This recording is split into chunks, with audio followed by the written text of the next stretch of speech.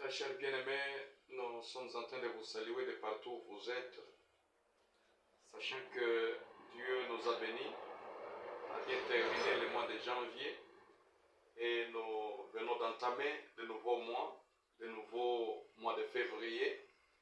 Et hier, nous avions passé la belle journée dédiée aux jeûnes et prières. Et moi-même, j'étais dans les jeûnes et prières. Et je voulais en tout cas partager avec vous cette parole d'exhortation ensemble avec vous aujourd'hui, le premier jour du mois de février. Avant toute chose, nous devons prier. Prions. Éternel notre Dieu, nous te bénissons, nous te rendons gloire et hommage car tu viens de nous donner cette grâce une fois de plus de commencer avec toi ce second mois de l'an de 2024. Nous disons sincèrement que ton nom soit loué. Merci, tendre Père. Nous voulons t'inviter à de marcher ensemble avec nous du début jusqu'à la fin de cette période. C'est au nom puissant de Jésus que je viens d'implorer. Amen. Et sans plus tarder, nous devons voir quelque chose de très important, quelque chose de plus édifiant. Très chers bien-aimés, vous savez, dans ce monde, nous sommes censés être ancrés par une force, la force divine. Et cette force divine ne viendra pas d'ailleurs, à part la voie de prière. C'est pourquoi vous allez voir, le sujet d'aujourd'hui s'intitule « Seigneur, apprends-moi comment prier. » Seigneur, apprends-moi comment prier. Nous sommes dans le livre de Luc, chapitre 11. Chapitre 11 et le verset 1er. Luc, chapitre 11. Nous sommes là. Ça nous dit ceci. Verset 1. Luc, chapitre 11, verset 1. Jésus priait un jour en un certain lieu. Lorsqu'il eut achevé, un de ses disciples lui dit, « Seigneur, enseigne-nous à prier comme Jean l'a enseigné à ses disciples. » Parole du Seigneur. Ici, nous voyons Jésus étant un Dieu, Jésus étant notre Sauveur. Il n'a pas abandonné la vie de prière. Quand il était parti sur un lieu, après avoir prié, parce que de son accoutumance, il était un homme de prière. Lui étant un Dieu qui ne devait pas, n'est-ce pas, se pénaliser avec la question de prière, mais il connaissait bel et bien que dans la prière, il y a une force. C'est pourquoi il avait l'habitude de prier sur un lieu. Mais quand il est parti, on n'a pas mentionné ce lieu-là, c'était où? Et l'un de ses disciples l'a interrogé ou l'a demandé, a diligenté une requête disant que Seigneur, apprends-nous à prier. Seigneur, apprends-moi comment prier. C'est ça le sujet d'aujourd'hui.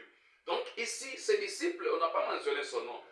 Il a vu l'importance qui émane d'une vie qui est ancrée, n'est-ce pas, de prière. Une vie qui est vraiment soutenue par la puissance salvatrice de la prière. Ici, nous allons voir.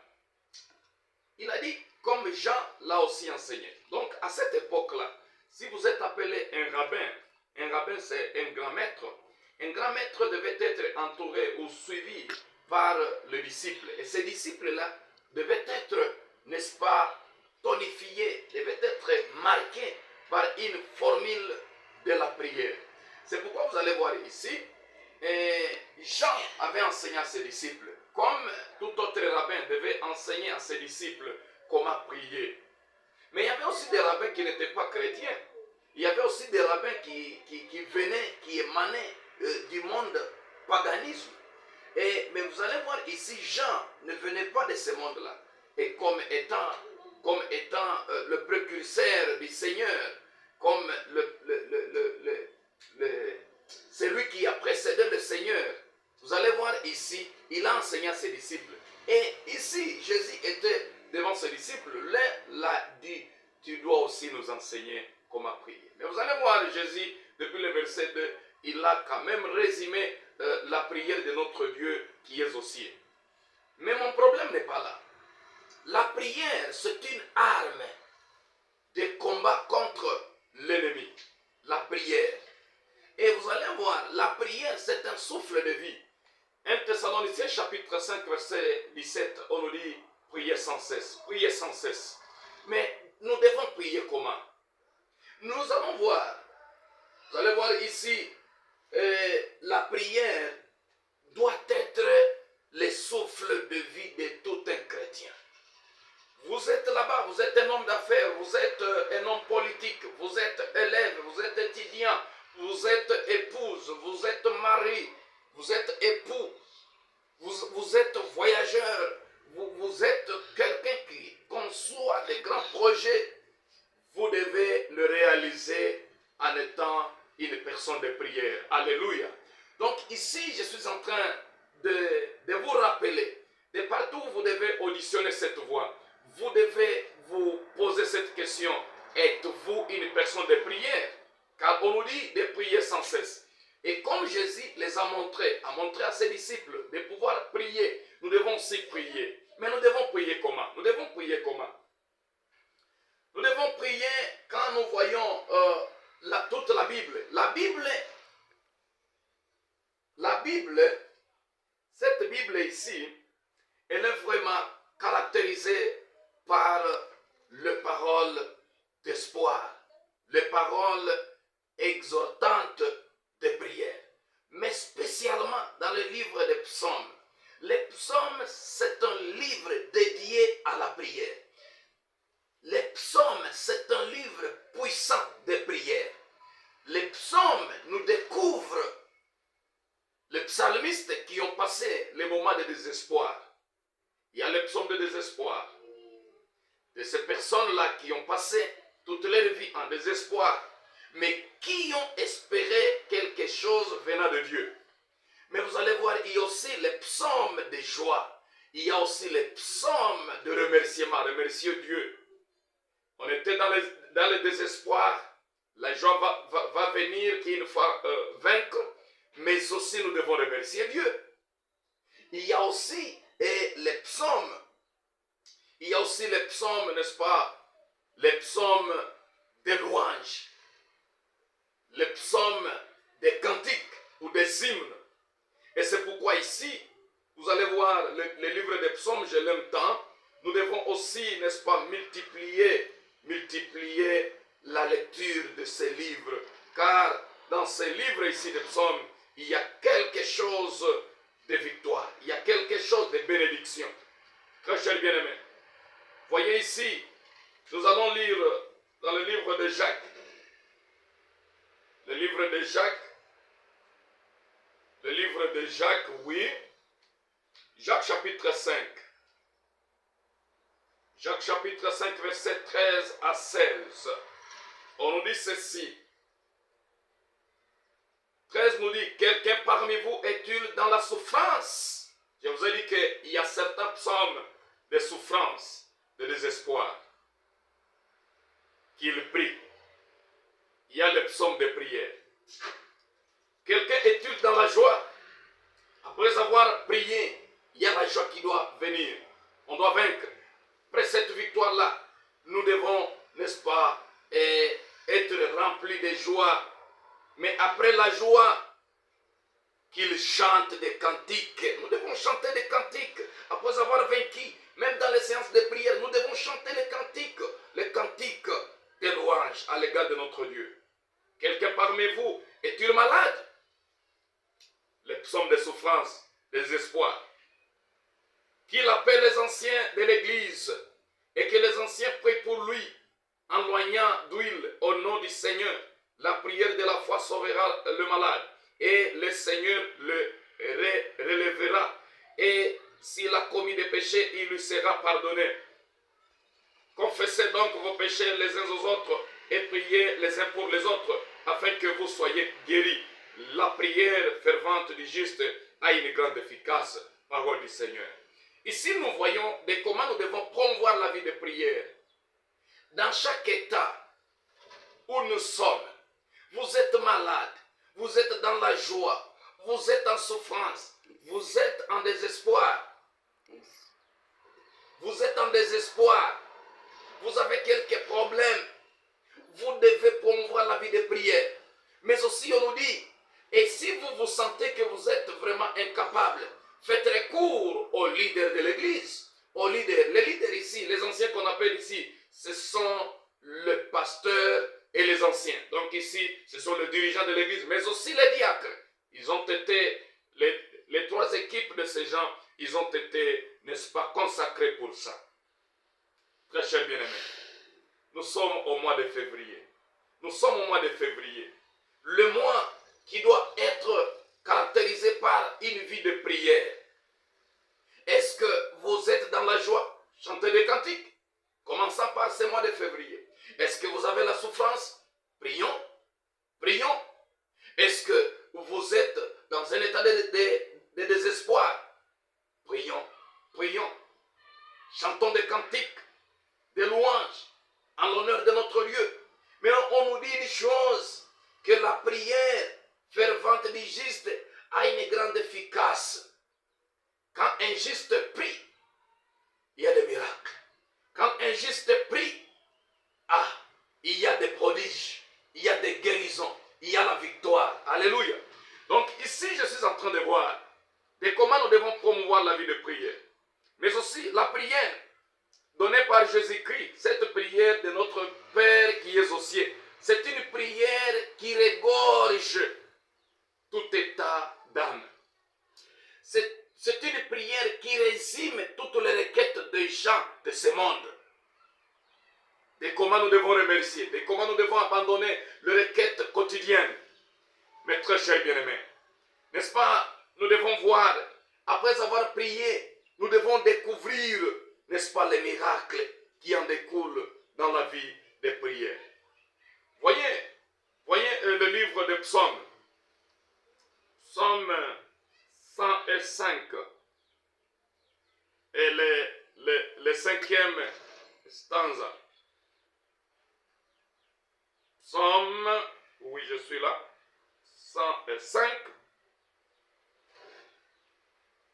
5e stanza, on nous dit, souvenez-vous des prodiges qu'il a fait, de ses miracles et des jugements de sa bouche. En priant, nous devons nous souvenir des miracles que notre Dieu a fait, commençant de Genèse jusqu'à l'Apocalypse. Et surtout dans les voyages des enfants d'Israël, quittant, n'est-ce pas, Égypte vers la terre promise, Canaan. Nous devons nous souvenir. Il a fait des miracles. Notre Dieu, c'est un Dieu de miracles. Mais lisons aussi Psaume 137. Psaume 137, verset 4 au 4e stanza.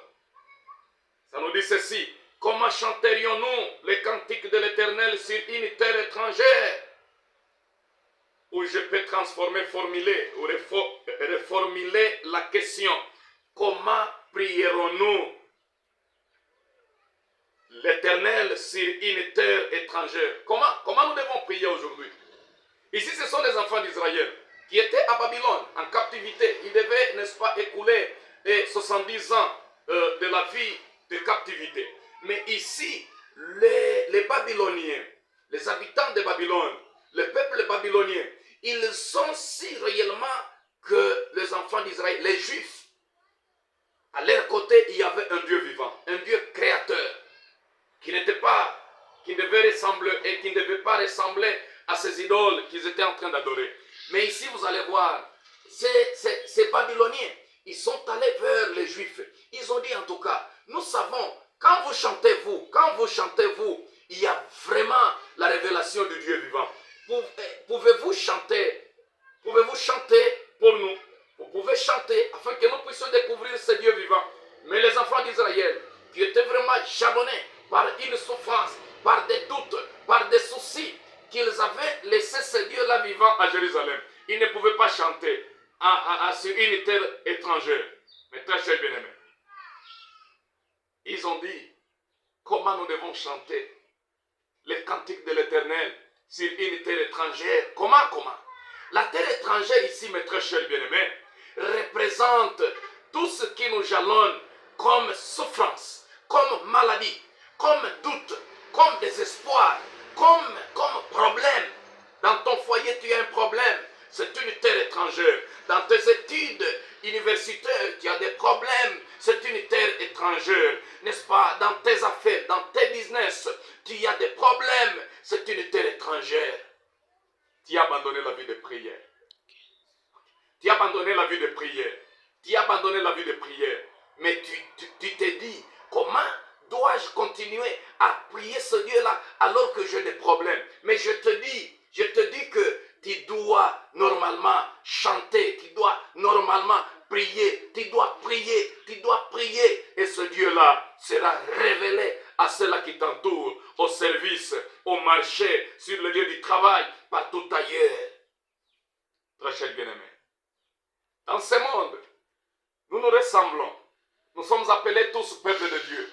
Peuple de Dieu ici, il y a une différence entre le peuple de Dieu et les enfants de Dieu. Les enfants de Dieu, ce sont là qui sont en train, n'est-ce pas, d'abandonner toute leur vie à la prière. Mais les peuples de Dieu, ce sont eux qui sont là, qui sont en train de bénéficier des bénédictions de Dieu, mais qui ne se donnent pas pour servir ce Dieu-là. Mais très chers bien-aimés, mais nous devons appartenir aux enfants de Dieu. Nous devons prier comment? En Matthieu chapitre 6, versets 5 à 7, vous allez voir, Jésus il a découragé la formule de prière. Il y a certaines formules que Jésus a découragées. Nous ne devons pas prier, n'est-ce pas, sur les coins des rues pour être vus, n'est-ce pas, des hommes. Nous ne devons pas prier, n'est-ce pas, à côté de marché pour être vus des hommes. C'est ce que faisait le pharisien. Mais très chers bien-aimés, nous ne devons pas les ressembler. Mais Jésus nous dit, quand nous avons quelque chose à demander, nous devons entrer dans notre maison, nous devons entrer dans notre chambre. Après avoir fermé la porte, prions notre Dieu qui est dans le lieu secret et notre Dieu va pourvoir à tous nos besoins. Alléluia. Mais ici, je voudrais terminer. Il y en a qui partent à des montagnes, il y en a qui partent à des rivières, il y en a qui donnent de l'argent afin, n'est-ce pas, de bénéficier de différentes bénédictions. Nous devons prier notre Dieu en esprit et en vérité. Prier Dieu en esprit et en vérité, c'est quoi? L'Esprit Saint doit prendre le contrôle de notre vie chrétienne. Il va nous téléguider, il va nous pousser. Avant de manger, nous devons prier. Avant de nous réveiller, nous devons prier en famille. Avant de dormir, nous devons prier. Avant de voyager, nous devons prier. L'élève à l'université, avant de faire quoi que ce soit, nous devons prier. Toi qui es à l'école, avant de faire quoi que ce soit, l'Esprit Saint va te pousser à prier. Donc nous devons promouvoir la vie de prière. Prier sans cesse, prier sans cesse. Prier n'importe où, prier sans cesse. Il ne faut pas prendre la connotation que non, quand je vais aller seulement à la montagne, là, mon Dieu va, n'est-ce pas, m'exaucer. Non. Oh, quand je vais partir à la rivière, je serai exaucé. Non. Nous devons connaître que notre Dieu, il est omniprésent. Alléluia. Il est omniprésent, il est partout. Jean chapitre 4, verset 21 et le verset 22. Nous devons prier notre Dieu en esprit et en vérité. On ne doit pas partir à Jérusalem. Jérusalem, c'est un lieu là que nous devons sacrer à la prière, consacrer à la prière. Et ceux-là qui partent à des montagnes, à des rivières, c'est la montagne de Jérusalem, la montagne Garizim, la montagne des Oliviers qui était choisie, n'est-ce pas, par Dieu, que ça devait être un lieu de prière. Mais très chers bien-aimés, nous devons prier notre Dieu en esprit et en vérité. Que cette parole te console, que cette parole te bénisse, que cette parole te donne, n'est-ce pas, la force de continuer avec une vie de prière. Je compte prier pour toi. Merci beaucoup. Là où tu es, tu dois élever seulement ton bras. Tu as des problèmes, je dois prier pour toi. Prions. Éternel notre Dieu, nous te bénissons, nous te rendons gloire et hommage. Tu as marché ensemble avec nous le long de tous les mois de janvier. Et nous avons achevé ces mois-là en toute quiétude. Maintenant, aujourd'hui, nous venons de commencer le nouveau mois, le mois de février. Accepte une fois de plus, notre Dieu, notre Père, de la manière que tu nous as sauvegardés contre toutes les intempéries du diable et Satan. Accepte, ô Dieu, de marcher ensemble avec nous durant ce mois de février, le second mois de l'an de 2024. Ce n'est pas seulement ce mois de février, mais tous les mois de cette année de 2024. Ce n'est pas seulement cette année de 2024, mais marche ensemble avec nous. Nous te demandons, tendre Père, tes enfants sont là. Il y en a ceux-là qui ont des problèmes. Et ces problèmes-là représentent la terre étrangère. Et à travers ces problèmes-là, à travers ces défis-là, il y en a qui ont abandonné la vie de prière. Il y en a qui sont vraiment refroidis. Il y en a qui ne veulent plus même te servir.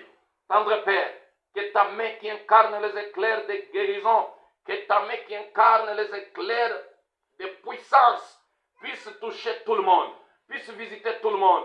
Que ceux-là qui sont étudiants, qu'ils recouvrent la bénédiction et qui va les conduire dans une vie de prière, qu'ils réussissent. Les élèves, qu'ils soient bénis.